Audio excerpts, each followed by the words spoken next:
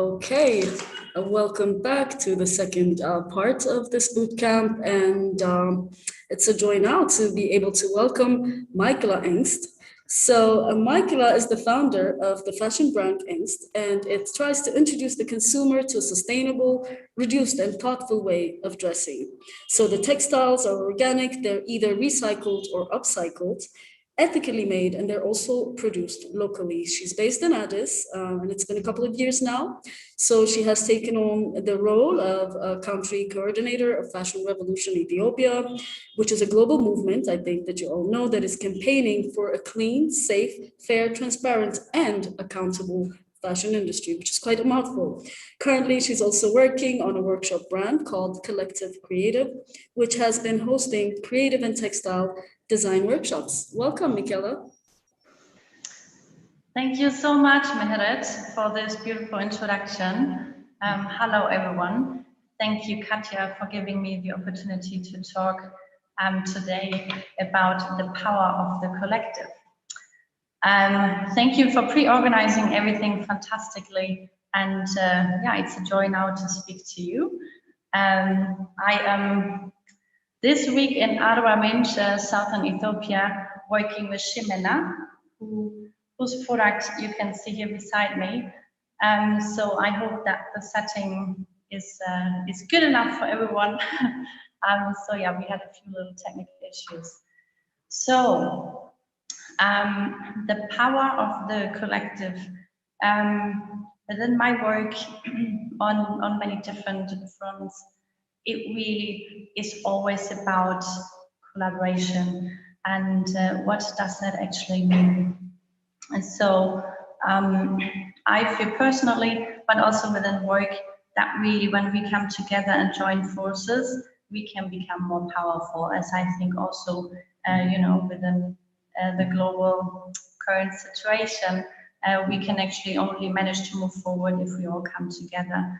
And I feel that is quite powerful. So whatever we do within work, we should also keep it in mind that if we join with other people, if we become a collective, if we bring other people in, then we can do much bigger than when we try to just do things, you know, for ourselves and we keep everything closed. So building connections is one of the core elements. You know, I think it is very important to understand that when we grow a business, it is very important that we know everything we want to do and that we really have a good foundation of knowledge, but we don't have to be able to do everything ourselves. So, and that's really important to understand the difference between those and to understand where do we have to bring in other people.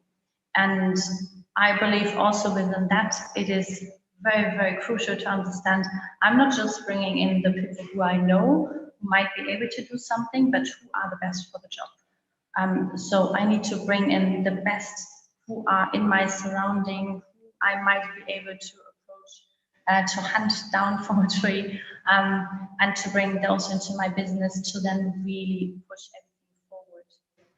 And that is very possible for a project, no?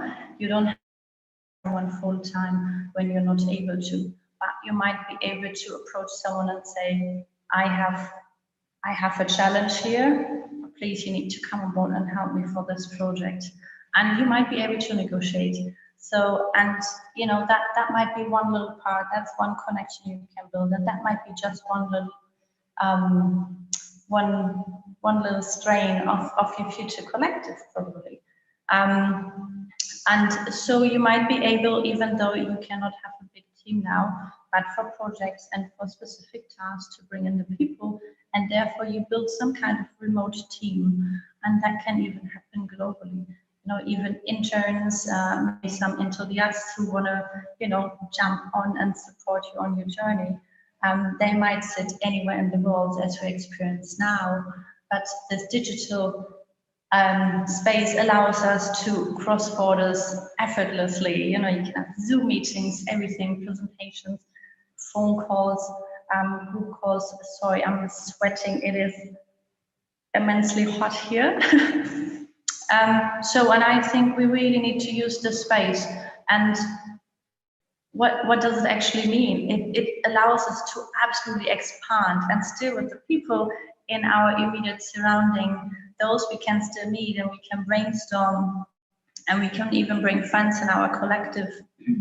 But we can absolutely expand globally and source the best fruits from wherever we might know people or people know people who then will support our journey. And I think that is very important to understand today, that we are not limited to this one space. And I think that might have felt more like it in the past, but now the past year really brought these possibilities of the digital virtual space to us. So let's use it. And also another point throughout this work as a collective, having good connections is absolutely crucial. Keeping in contact, keeping the connections, being honest and transparent with each other. So one part of a sustainable business obviously should be transparency, and especially within the fashion industry. So if you do any kind of collaboration work, for example, you would like to work with Ximena, who are sitting here in Armament. It is beautiful as a brand to also really tell the story of the pieces you're sourcing from, which is very important. So people actually understand where is their product made, and not only made in Ethiopia, and then there is the brand, okay, that's it. But who produced the textiles? Where are the textiles coming from? How is it made? So tell a story. Again, your supply chain is also part of your collective, right? So it should be highlighted, and there should be a transparency so that people can understand and can follow and can appreciate your products. What we don't know, we are not curious about often, or we might not care about. But once we actually spotlight something or we tell a story of something, people become more curious, they become more aware. And that is one very important part today, to raise awareness and to really, show the people within the supply chain, which is, part of what we also do with Fashion Revolution. So I think there are so many different ways. I'll be happy to answer some questions later or at a later point. Transparency, connection, building the collective, and understanding also sharing ideas and bringing in people that can never limit you, that can only enrichen your business, especially when you work within fashion.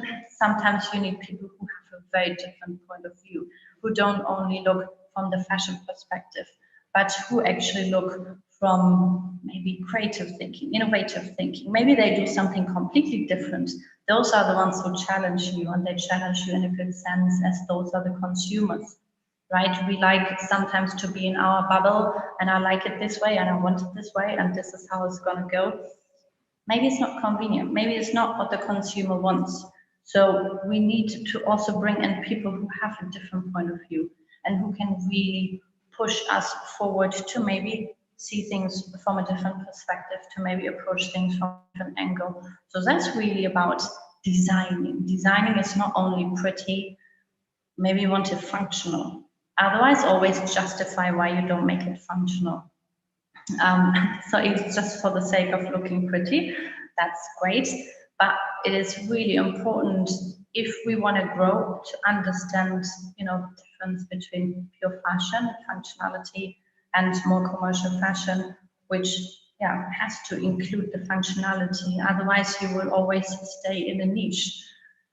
So again, so many people for a 360-degree angle on the fashion business, as you probably know by now, is such a small component, 5, maybe 10%. The rest really is business, setting up, building a structure, bringing in people, setting up the supply chain. All this is very complex. And there we come to the next topic. As a designer, you don't necessarily have to have your own production. That is important. That is one of the core points to understand. Setting up a production is one of the most difficult things you can do as a designer. And you're not trained as a production manager, you're not trained as a supervisor. Some designers are they're actually able to stitch, they're able to make patterns, some not. So in that case, actually your place might not be the production because you don't know how to lead those things, but also you should not be the one occupied by leading your production. So there is another option, which is looking for business who offers CMT. In Ethiopia right now, there are a few businesses who are actually offering this service. So that means you can have your sample studio, you design, you sample your things, you really figure it out with your people, and then you actually go with the pattern and with the sample, and you go to that company, and they will actually produce it for you. Cut, make, trim. One very, very important component. So you really focus yourself on the creation of your products and on the brand itself, as it requires so much more than just putting out a collection. Later on, you have to plan the photo shoot. You need to bring in, you know, maybe a creative director for that, because maybe it's not necessarily you, which is okay. We have to know where our talents lay. So maybe we need a creative director for it. Someone who comes with the vision, who understands your brand, and who is able to really, you know, translate that to the photographer. And the photographer, you have to choose the right one, not only one you, the best one you can get, who is able to then translate your vision and your mission into a picture. Because in the end, what remains, we see the picture, we see a slogan, and we see the products. So we don't see, we cannot ask everyone to read like a long description, what is the collection about. So we really need to work with other people to create this visual language that then becomes really powerful. So again, those are other components for your collective. So I think, I think, I think it comes a little bit clear now how you can expand your team, and I'm sure you all know about these things.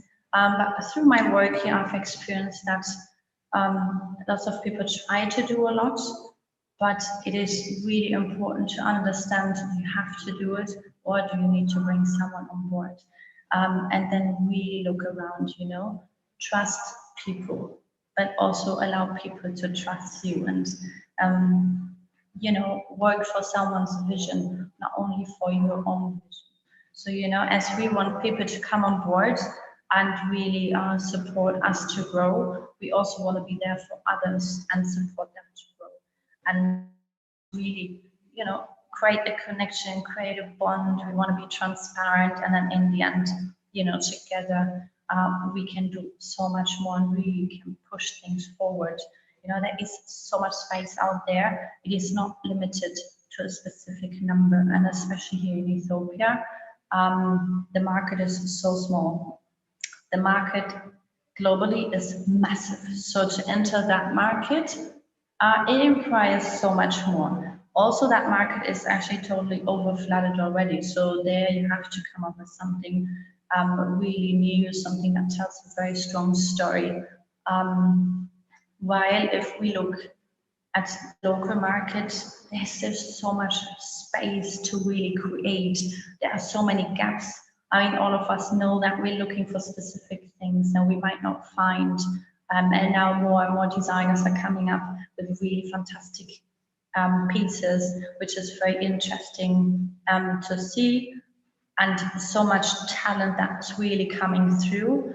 So I think it is very important to understand the market here. It is not a competition. We are not all competing with each other. We are, you know, forming some kind of, you know, a fashion. Everyone together is forming the fashion industry.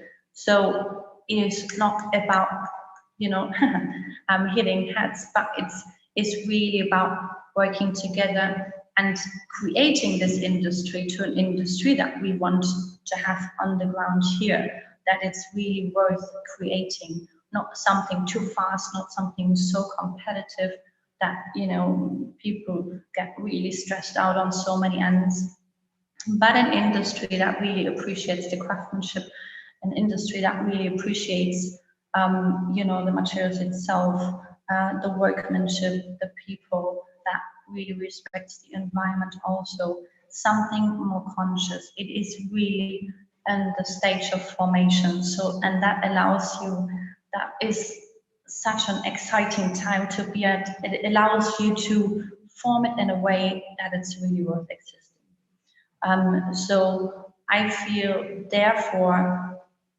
let's get together, pick the people you appreciate and that gives you good energy. Pick those ones, it doesn't matter what their profession is, and get them on your collective and get them on your brainstorming, get them into your brand building, get their feedback, and then, really boost yourself up there. I think that is what I wanted to tell you today. And if you have any questions, I will be very happy to answer those. Thank you so much. It's a joy. Yes, we do have a lot of questions. Thank you for that, Michaela. So I will start with a question that I have from our participant, Anatoly BG, who is wondering how we can break away from the competition that the fashion industry is based on and encourages normally to a more collective and collaborative mindset. Okay, so I think there are many ways. If we look at a smaller industry, what about just coming up with an idea, or just ask another designer, you want to do something together, ask another person, ask a creative. It is, I believe, always good if you state a good example. So if you approach something fearlessly, if you approach something effortlessly, if you approach something in a way without any second thoughts or, hesitation, because first, if you're open and you're honest what you want to do, that's, point number one. And you can only go into something with a very pure heart. So why not just coming together for a collection, for a collaboration with someone? Just, as sometimes you might find someone else very inspiring. So why not then just using that inspiration? It might be a photographer, it might be another fashion designer, it might be someone who does jewelry, just come together, or just create a photo shoot. Get someone, the country is hungry for content. So, bring things together, whatever it might be, and create some kind of a project, or a styling, a photo shoot, at a show. Why not styling things together? Watch it either way. We might do exactly that. So, challenge everything. In the end, it's not just one brand. I think all of us, we probably mix all kinds of brands. So the great thing is, you can really create very diverse looks with like whatever we find in the market. I think for the global industry, it is more complex, but it is always this high competitive. I do believe, what you've done yesterday already today, you're a step further. So you can only change things within yourself and with how you work. And, so you need to, whatever you create, you need to really put together a package that is not only a product, but maybe that gives you, or that gives a client, a customer, a little bit more. So that might be the story, that might be, 100% transparency. Not too many brands, especially the big ones, they're not really offering that. So we are seeing a shift globally. It is still too small, it is still too slow, but it's been growing. And if we look from where it was maybe 10 years ago and where it is today, we see a major shift. So I do believe there's a little bit of hope. So start within yourself and see what can you do, how can you open, how can you expand your collective, and where can you bring in people for collaboration. You don't have to force it, you know, not everyone is maybe that kind of a person, but you can think, where is it necessary to bring in people, and where do I enjoy bringing in people, and what people. So start within your surrounding, and don't let this competitive fashion industry just you know, take you away. Well,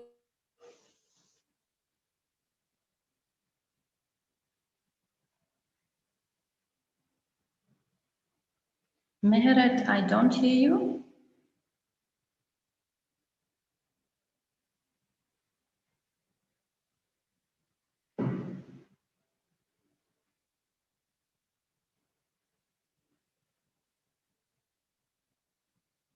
Mehret?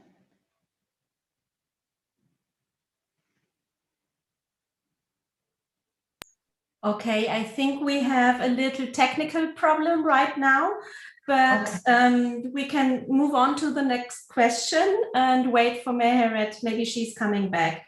So one of the questions is, if I'm a young designer and want to collaborate, how do I start? How can I connect? Okay, I think, okay, young designer now, okay, are we talking about you just graduated, or are we talking about maybe you already have a collection out there? How can we collaborate? So it depends. You want to collaborate with another designer? I think there we might also come to another point. As a young designer, it is extremely important that you learn and that you know on what level you are, and that has nothing to do with talent. It has to do with knowledge. So when you just graduated, I'd strongly advise go and look for an internship. There are some experienced designers in the country. You know, why not checking with them? Do you have an opening? You know, can I do an internship with you for, you know, it can be 1 month, 2, 3 months. That can be extremely helpful for you to see how they work, what they work on, what are their processes. And that might give you an idea actually also where your talents lay, you know. As a designer, you don't only need to stay within the design, you might have like an affinity for the pattern making. Maybe you actually really like the marketing part of it. Maybe you like the social marketing even more. So it is really important that you know your talents and that you know at which stage of knowledge you are within fashion design, anything really. So I think important when you're a young designer, try and learn from more experienced people, maybe even for projects. Hey, do you have a project where you need some assistance? You know, this doesn't need to be full-time. This can be part-time. This can be hopping on board to just assist on something. But it is extremely important that you understand where you stand. And then the next part will be, if you really know where you are, you look for partners, you know, who inspire you. And maybe they want to do something together. So there are so many shamanists, you know, the weavers here in this country. So, and there are some extremely creative ones. And then there are some who work more traditionally. So those is maybe a little bit more difficult to really experiment with, but there are lots of very open people. So please feel free also at a later point to let me know if you need any contacts. Please feel free to also email me with any further information you would like to get, any links, phone numbers, whatever. But yeah, I mean, in the end, it's really up to you. You can watch anyone. Hi, you want to do something together? This is what I'm doing. I love what you do. But what is really great and important if you already have an idea. You know, it's quite difficult if you come to someone who I want to work with you. Oh yeah, that's very interesting. I like what you do. What do you have in mind? I don't know. And then you expect from the other to come up with an idea. when you approach someone for collaboration, know what you want to do, and sit and breathe on it. If it takes a year, don't chase the time. Don't do things when they're premature. And it is okay, try out, but on some things it's good to really sit on it. And if it takes a year, 2 years, 3 years, you grow and your idea grows, and sometimes it transforms into something greater and even more inspiring. So it's sometimes really worth giving it the time and letting it rest. And so, you really don't need to chase it. I hope Yes. that somehow answered. Yes, okay. We have another question, and this is, do you have maybe a specific example of collaboration, I'm sorry, that you can tell us about, maybe a shared photo shoot or export, or I don't know, something that you have already done?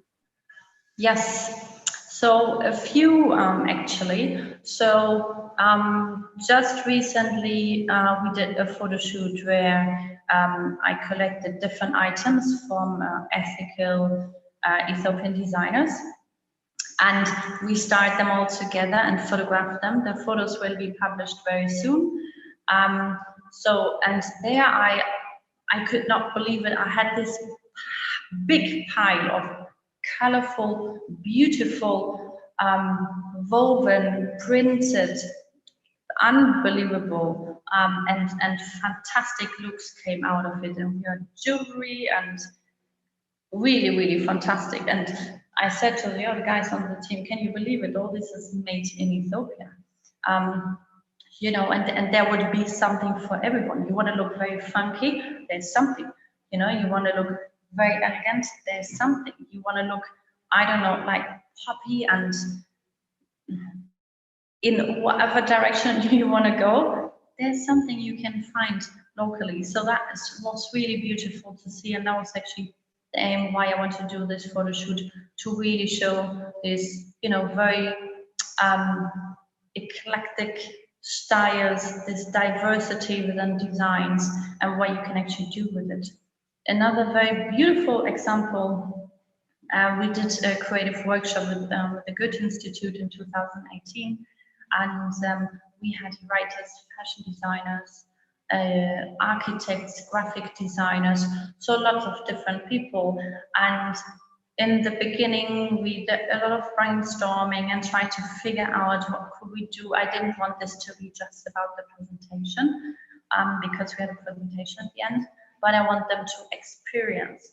And then, funny enough, actually, this whole group, they created a brand, they created a logo, and they came up with an experience parcours. So that was absolutely fantastic to see how all these different people, joined forces. And title of this workshop brand really is Collective Creative, and they were collectively creative, and they created an evening of different experiences for the visitors, which was absolutely beautiful. So that's probably my favorite example, really. And then me as a designer, might collaborate on some things with the weaver. It's like a long-term project because you really have to give it time. Obviously, other designers, they collaborate with weavers.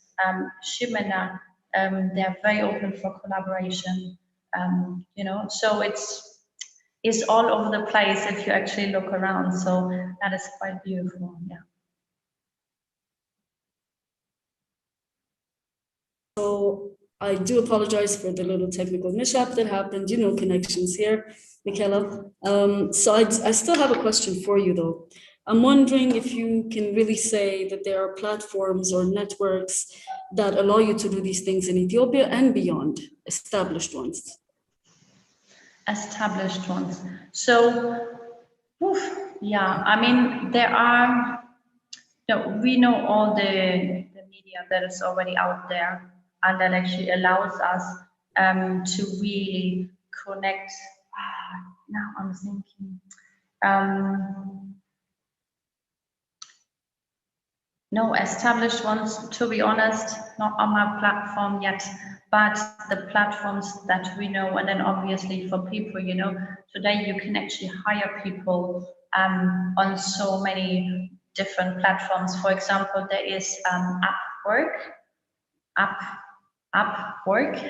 That's a platform where people can sign up as freelancers, and then people can actually hire them from, you know, across the world. So I could hire someone from, I don't know, Senegal, and someone from France, and someone from the US, and they could actually remotely all work on my project.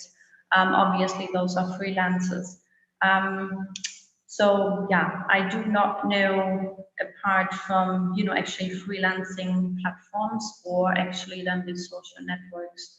I mean, of course, LinkedIn, that's some kind of a network, you know, where you connect with people.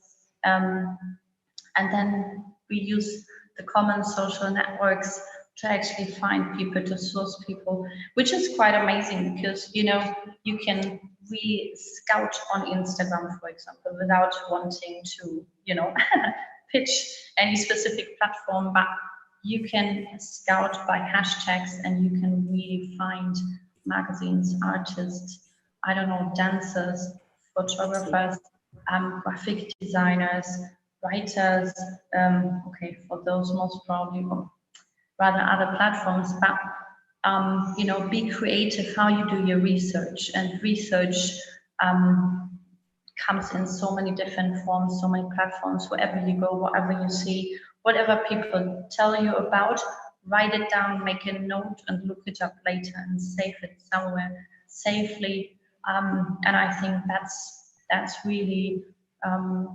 yeah, never get tired of looking up things, and not just for the sake of, you know, looking at beautiful pictures or watching funny videos, but for the sake of really sourcing inspiration.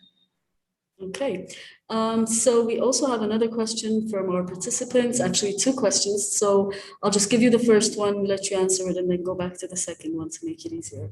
So our participant, Anatoly BG, is wondering, what are the ways that can allow us to make collaborations more sustainable and not just be, you know, that one-time thing for one specific event and then let it fade, but make sure that they're more durable and sustainable? I think that really depends on the connection and the energy between people. You know, be very clear from both sides why you're going into that collaboration, and what are you expecting, and do you feel it's a one-time thing, or do you see a future? Okay, so if you see a future within it and you don't just want to do it for like one project, then it is really important, you know, to brainstorm with the person, or maybe with this other company or whoever. Okay, what do we expect, and what do we wish for, and how could we see this collaboration in the future? You know, sometimes it's a too early stage, but sometimes it can really help you to understand one person is already thinking over there, and the other person is only thinking about today. And then that has to match. So I feel it really is about expectation, communication, transparency from both sides, and of course always, you know, the energy and the connection between people. So that has to be right. If I don't feel it's the right energy for me, or maybe a lack of appreciation, acknowledgement, something, I will withdraw and I will go somewhere else where I'm appreciated, where I enjoy working with people, and where we have the common ground, you know, maybe the same values. So I think there are so many different things that are coming in. There is not one recipe, you know. You cook this, you come with this, and then you have like a long-lasting collaboration. You know, it's really between humans. So yeah. Okay, so let me then ask you the next question. that is from Hortense Mbea. So she says, and I tend to agree, that the main problem or the main barrier to collaboration is usually a lack of trust and a fear of being copied, which is very logical because it happens often. And even simple ideas are usually copied. So in a country where there are no particular property rights per se or laws in that regard, what do you think can be a solution? What could be a solution? I think I absolutely understand what you are talking about. And I think that is, I think one solution, which is a bit more long term, is really make people understand the respect for the work, you know, and the respect for the other person. If I start copying something from you, for me, that's a lack of respect for your work, for your creativity. Some people might not be even aware of it. So, you know, it might be weird for us how someone can be wired. They don't understand they're copying something right now. But I think still it is really important that we bring in education always sounds like we have to educate, but to really raise awareness about that issue, and it happens on so many different levels. I think still we should never stop. You know, first we need to come with trust. I understand, you know, once it's broken from a few sides, it's very difficult to open up again and, you know, to want to collaborate again. But I think again, the only thing we can do personally, if we want to collaborate, I'm going to tell you straight up, okay, you're not going to use this without me. Sorry, there's a crazy fly. You're not going to use this without me. We created this together. So, you know, communication, transparency, and again, clear understanding of what we expect and what we expect from this collaboration. And if something is being created together, you know, it's really content that belongs to each other. Otherwise, someone cannot just walk away with something that has been created with, you know, in collaboration, and then just walk over there and just do it, or even just take your idea that you just dropped in a meeting and walk around and then just do it over there. So, you know, I understand. I don't think there's a simple recipe. I think it's really is going to take a long time until people understand. And you know, you also hear this fear from people who just a minute before copied someone else. So I think raising awareness and, you know, dipping the nose here and there, but I don't think there is a simple one-time solution. I think it really takes time, and I do believe people who copy, you know, there must be a lack of confidence. I don't want to say a lack of creativity, but a lack of confidence in their creativity. We don't have to copy; we puzzle things together. You know, and then we create something. We don't have to reinvent the wheel, but then we create something with our signature, which is really important. That's a big difference. So I do believe we need to give a little bit of time and probably a few more bumps. But one day, one day that will reduce. But still, I not give up and be discouraged, even though it is just really annoying. But it's most important to move on and not to be stuck with it. Let the anger out. Tell the person. Again, you know, there we talk about transparency and communication. Tell the person it's not okay, you're upset, and then just move on. And then they can sit on it and think if what they did was right. I think that's okay, that makes sense. Again, still sticking to collaboration, but this time around, wondering when it comes to sales, yeah, especially when we talk about exports, how can we do that when it comes to collaboration, as well as sourcing raw material? It can be local, it can be imports. So on that level, how do you see collaboration?